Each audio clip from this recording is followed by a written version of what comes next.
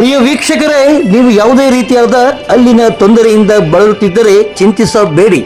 ಪಾವಗಡ ಪಟ್ಟಣದ toll gate ಬಳಿ ಇರುವ ಬಳ್ಳಾರಿ ರಸ್ತೆಯ ಮಾರ್ಗದಲ್ಲಿ ನೂತನವಾಗಿ ಡಾಕ್ಟರ್ ಟೀತ್ ಡೆಂಟಲ್ ಕ್ಲಿನಿಕ್ ಅನ್ನು ಪ್ರಾರಂಭಿಸಲಾಗಿದೆ. ಒಮ್ಮೆ ಭೇಟಿ ಕೊಡಿ. ಸರ್ ನಮಸ್ಕಾರ. ನಿಮ್ಮ ಒಂದು ಡೆಂಟಲ್ ಕ್ಲಿನಿಕಲ್ಲಿ ಯಾವ ರೀತಿಯಾದಂಥ ಚಿಕಿತ್ಸೆಗಳನ್ನು ನೀವು ಕೊಡ್ತಾ ಇದ್ದೀರಂತ? ನಮಸ್ಕಾರ, ನಮ್ಮ ಹೆಸರು ಡಾಕ್ಟರ್ ಉಜ್ವಲ್ ಅಂತ. ಇದು ನಮ್ಮ ಡಾಕ್ಟರ್ ಟೀತ್ ಡೆಂಟಲ್ ಕ್ಲಿನಿಕ್ ಅಂತ ನೋಡ್ತಾ ಇದ್ದೀರಲ್ಲ. ಸೊ ಇಲ್ಲಿ ನಾವು ಎಲ್ಲ ಥರದ ಬೇಸಿಕ್ ಡೆಂಟಲ್ ಟ್ರೀಟ್ಮೆಂಟ್ಸ್ ಹಾಗೂ ಅಡ್ವಾನ್ಸ್ ಡೆಂಟಲ್ ಟ್ರೀಟ್ಮೆಂಟ್ಸನ್ನು ಪ್ರೊವೈಡ್ ಮಾಡ್ತಾ ಇದ್ದೀವಿ.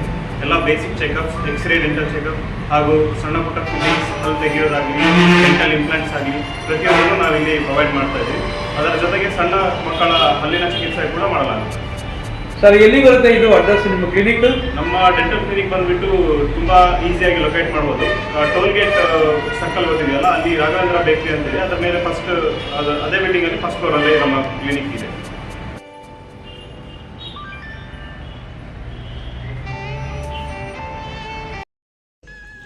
ಪುರಸಭೆಗೆ ಬಿಡುಗಡೆಯಾದ ಅನುದಾನವನ್ನು ಸಮರ್ಪಕವಾಗಿ ಬಳಸಿಕೊಂಡು ಪಟ್ಟಣವನ್ನು ಅಭಿವೃದ್ಧಿಗೊಳಿಸಬೇಕೆಂದು 5ನೇ ರಾಜ್ಯ ಹಣಕಾಸು ಆಯೋಗದ ಅಧ್ಯಕ್ಷರಾದ ಡಾಕ್ಟರ್ ಸಿ ನಾರಾಯಣಸ್ವಾಮಿ ತಿಳಿಸಿದ್ದಾರೆ. ಗುರುವಾರ ಪುರಸಭೆಯಲ್ಲಿ ಏರ್ಪಡಿಸಿದ ಕಾರ್ಯಕ್ರಮದಲ್ಲಿ ಕುರಿತು ಸಿ ನಾರಾಯಣಸ್ವಾಮಿ ಮಾತನಾಡಿದ್ದಾರೆ.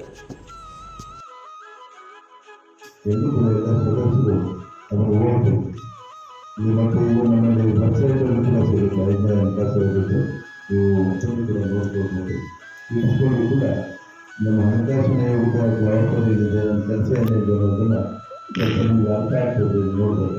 ಅದು ಪೂರ್ವಕವಾಗಿ ನೀವೇನು ಶಾಲೆಗಳನ್ನು ಮಕ್ಕಳು ಕಲಿಸ್ಕೊಳ್ಬೇಕು, ಇವತ್ತು ಸಭೆ ಆಗಿದೆ, ಯಶಸ್ವಿಯಾಗಿದೆ, ಅದಕ್ಕೆ ನಿಮಗೆ ಅಭಿನಂದನೆ ಸಲ್ಲಿಸಿದೆ.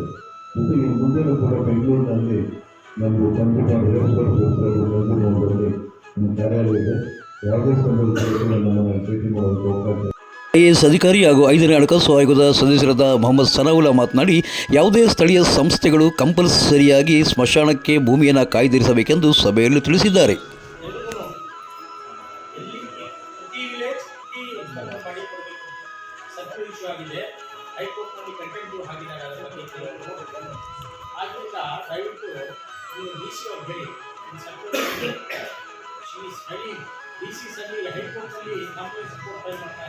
Personal appeal आಗಿದೆ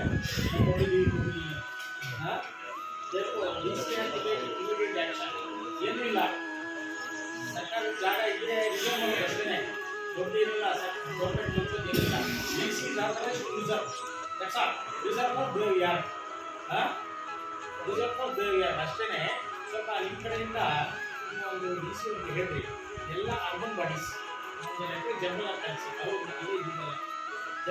all urban bodies ಎಲ್ಲಿ ಸ್ಮಶಾನ ಇಲ್ಲ, ಈ ಸರ್ಕಾರದ ಜಾಗ ರಿಸರ್ವ್ ಮಾಡಿ, ಸರ್ಕಾರದ ಜಾಗ ರಿಸರ್ವ್ ಮಾಡಿ. ಪರ್ಟಿಕ್ಯುಲರ್ಲಿ ಪಾವಗಡಾದ ಈ ಪ್ರಾಬ್ಲಮ್ಗೆ ದಯವಿಟ್ಟು ಕೂಡಲೇ ಮಾಡಿ ಅಂತೆ ಒಂದು. ಇನ್ನು ಈ ಒಂದು ಸಭೆಯಲ್ಲಿ ಪುರಸಭಾ ಅಧ್ಯಕ್ಷರಾದ PH ರಾಜೇಶ್ ಅವರು ಪುರಸಭೆಗೆ ವಿವಿಧ ಯೋಜನೆಗಳಲ್ಲಿ ಹೆಚ್ಚಿನ ಅನುದಾನ ಬಿಡುಗಡೆಗೊಳಿಸಬೇಕೆಂದು ರಾಜ್ಯ ಹಣಕಾಸು ಆಯೋಗದ ಅಧ್ಯಕ್ಷರು ಮತ್ತು ಸದಸ್ಯರಿಗೆ ಒತ್ತಾಯಿಸಿದ್ದಾರೆ. ಇಲ್ಲಿವರೆಗೂ ಯಾವುದೇ CRF ಫಂಡ್ ಮತ್ತು ವಿಶೇಷ ಅನುದಾನ ಬಿಡುಗಡೆಗೊಳ್ಳುತ್ತಿರಲಿಲ್ಲ. ಆದ್ದರಿಂದ ಪಟ್ಟಣವು ದಿನೇ ದಿನೇ ಗಡಿ ವಿಸ್ತಾರವಾಗುತ್ತಿದೆ, ಅಭಿವೃದ್ಧಿ ಕುಂಠಿತವಾಗಿರುತ್ತದೆ.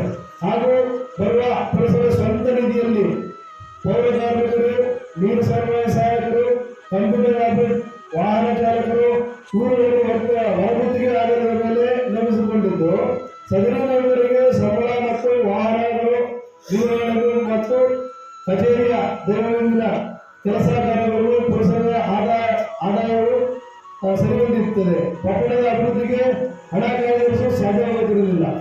ಆದ್ದರಿಂದ ಹೆಚ್ಚಿನ ವಿಶೇಷ ಅನುದಾನ, ಮುಕ್ತ ನಿಧಿ ಮತ್ತು CRF ಫಂಡ್ ಬಿಡುಗಡೆ ಮಾಡಲು ಈ ಮೂಲಕ ಮಾನ್ಯದಲ್ಲಿ ವಿನಂತಿಸಿಕೊಳ್ಳುತ್ತೇವೆ. ಈ ಒಂದು ಸಭೆಯಲ್ಲಿ ಆಯೋಗದ ಸದಸ್ಯರಾದ RS ಪೋಂಡೆ, ಸಮಾಲೋಚಕರಾದ MK Kempegowda, CG Prasanna, ಅಧ್ಯಕ್ಷರ ಆಪ್ತ ಕಾರ್ಯದರ್ಶಿ K ಯಲಕೇಗೌಡ, ಜಿಲ್ಲಾ ನಗರ ಅಭಿವೃದ್ಧಿ ಕೋಶದ ಯೋಜನಾ ನಿರ್ದೇಶಕರಾದ C ಯೋಗಾನಂದ್, ಪುರಸಭೆ ಉಪಾಧ್ಯಕ್ಷರಾದ ಗೀತಾ ಹನುಮಂತರಾಯಪ್ಪ, ಮುಖ್ಯಾಧಿಕಾರಿ ಜಾಫರ್ ಶರೀಫ್, ಸದಸ್ಯರಾದ ಕಲ್ಪವೃಕ್ಷ ರವಿ, ವೆಂಕಟರಮಣಪ್ಪ, ಅನ್ನಪೂರ್ಣಮ್ಮ, ಜಾಹ್ನವಿ, ಧನಲಕ್ಷ್ಮಿ, ಸುಧಾಲಕ್ಷ್ಮಿ, ಮಾಲಿಂತಾಜ್, ರವಿಕುಮಾರ್, ವಿಜಯಕುಮಾರ್, ರಾಮಲಿಂಗಪ್ಪ, ರಿಯಾಜ್, ಶ್ರೀನಿವಾಸ್ ಬಾಬು, ಗಂಗಾಧರ್ ಸೇರಿದಂತೆ ಪುರಸಭಾ ಸಿಬ್ಬಂದಿ ಹಾಜರಿದ್ದರು. ಪಾವಗಡ ತಾಲೂಕಿನ ಸ್ಥಳೀಯ ತಾಜಾ ಸುದ್ದಿಗಳಿಗಾಗಿ ನಮ್ಮ ಚಾನಲನ್ನು ಪಾವಗಡ ಪವನ್ ನ್ಯೂಸ್ ಎಂದು ಟೈಪ್ ಮಾಡಿ ಸಬ್ಸ್ಕ್ರೈಬ್ ಮಾಡಿ. ಜಾಹೀರಾತು ನೀಡಿ ನಮ್ಮ ಚಾನಲನ್ನು ಬೆಂಬಲಿಸಿ. ನಾನು ನಿಮ್ಮ ಸತ್ಯ ಲೋಕೇಶ್, ಸಂಪಾದಕರು ಪಾವಗಡ ಪವರ್ ನ್ಯೂಸ್.